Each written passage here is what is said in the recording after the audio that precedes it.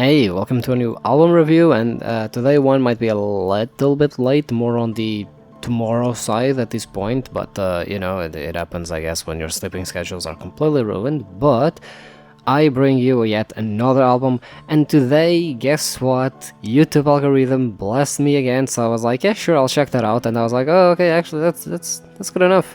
So today we have Predawka, I think, with Erynias. I think that's how you pronounce it. It's a bit of a hard thing to pronounce, but yes, this is an album that came out last year that I just saw on YouTube.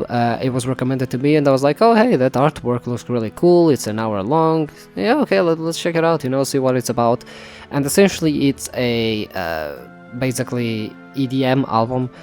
It's like I mean, it has different styles of songs. It has 15 songs. It's exactly an hour. At least the YouTube album thing is an hour. And essentially 15 songs, you sort of have different genres to it. A lot of it can be boiled down to, though, basically it's mostly drum and bass. There's a couple of atmospheric tracks, which I actually really appreciated, and there's some how do I explain that? Basically it's like synthwave, like vaporwave, but like depressing. I don't know if you ever heard I always the name pronounced like Molkat Doma, I think. It got really popular on YouTube, and like that doomer, sound, I guess, that people associate, which is like, according to Google, right? And I went to do a little bit of a review specifically of like what the sound was. Apparently, it's called Soviet wave, where it's like inspired by vaporwave, but with a depressing like doomerism of the Soviet Union, which is I guess kind of accurate, honestly. That's why like a couple of weeks ago, when I was hearing some album that I forget now, but that's exactly why, like, it sounded like those Soviet 90s computer sounds. Yeah, it's basically like fucking Soviet wave. It's literally the name of the thing, apparently. But yes, this album has some songs where, and I mean, a lot of it, you have this permeation of like Soviet wave, specifically because I guess, people that are from the old Soviet Union tend to, at least I am guessing, they're from like that region, like Eastern Europe, because it sounds like you can hear the influences of EDM artists when they are from that region.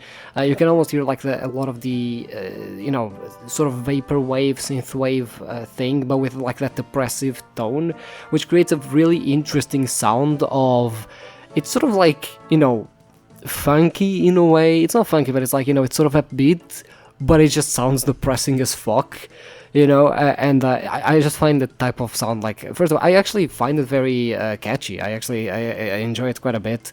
Not that I have some nostalgia, I guess, for the Soviet Union or whatever, primarily because, well, I'm not from the region of the globe, but I just find the sound very interesting, and I think a lot of people do, especially because a lot of people associate it with that doomeristic, like there's this sort of doomer, that it's very associated with that part of the world. I guess historically speaking, sort of makes sense, especially due to the quality of living and everything of when the Soviet Union was around. But yeah, basically those are like the sounds that you hear a lot permeated in this album, especially in songs that really feature a lot more of that vaporwave approach to things, but it's always mixed in sort of these drum and bass, or these even what's it called? It's not breakcore, but it's sort of like a bit more on the, I guess, aggressive style than drum and bass, or you have some which I always find it funny, IDM, or intelligent dance music, which is really funny. But yeah, essentially you have a lot of like different styles and songs here, and it's quite a trip to sort of go through the album. Something that I actually enjoyed is, and this is something that can happen with albums that have different styles of songs, and that you notice a lot in EDM albums that tend to sometimes have a lot of different inspirations from songs, especially because EDM is a type of genre that, contrary to a lot of other genres like metal or pop or whatever, in EDM you have so many subgenres because you can create so many sounds with a DAW, or with a lot of the fucking even analog gear or whatever. Like, you can create so many different sounds electronically speaking that oftentimes people feel just very inspired by a lot of different subgenres of EDM, even if they not like very close to each other, or even if they are close, they can give a completely different vibe to the album, right? And something that happens oftentimes is the songs can sort of give you a bit of a shock factor, because you're on one type of song and all of a sudden it changes.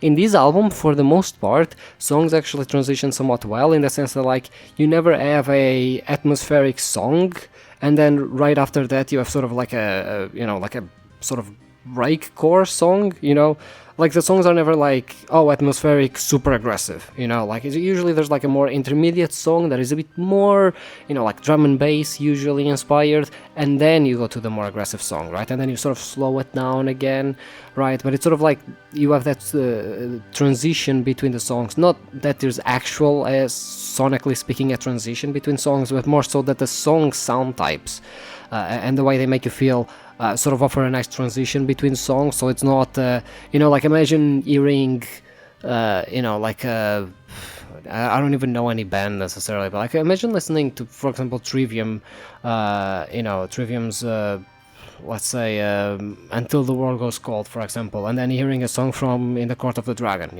it's like, it's a bit of a shock, because it's like you go from a song that's very melodic, very, in a way, calm, to a song that it's just, or an album that is just completely balls to the walls, mega aggressive, right?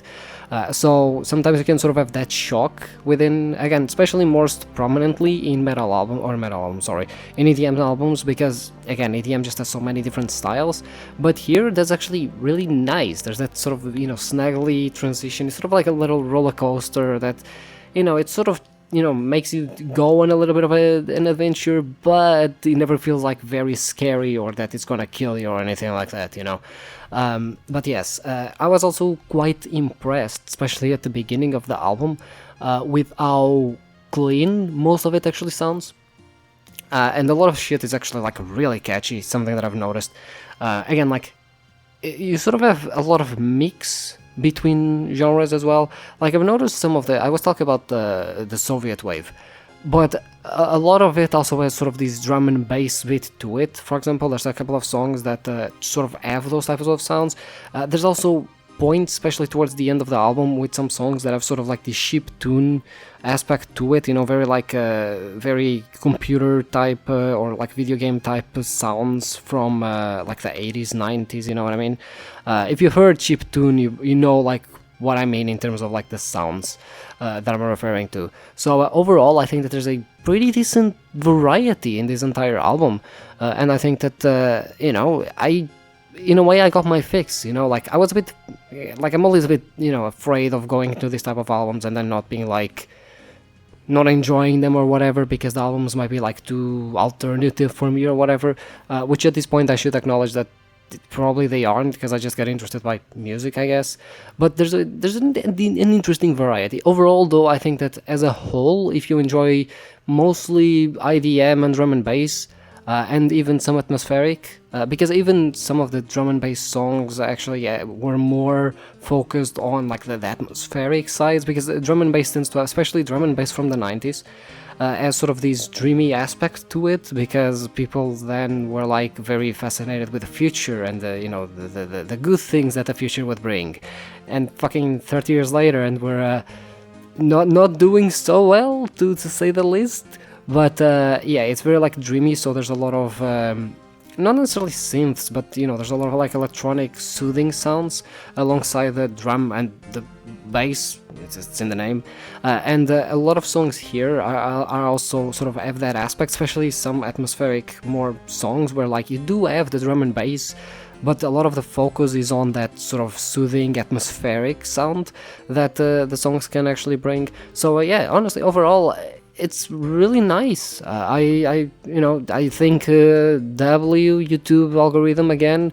I really love when I've discovered especially so many like EDM related artists or EDM related performances that YouTube just recommends me, and I'm like, yeah, sure, I have an hour to spend, and then I just click on it and I'm like, actually, that was really fucking good. That was really good. So yeah, this album no different. Honestly, I quite enjoyed it. In terms of my vibe meter, I'm feeling a decent 8 out of 10, I think, honestly. Again, like, I really enjoyed it, and the album cover is actually the album art is a fucking, you know, banger as well. You know, I feel that I sometimes forget to talk about the album art, which is a shame because I think again it plays such a huge role. But yes, it's complete banger. So yeah, a nice 8 out of 10. I think that's nice. And well, with that, I'll see you tomorrow for another album review.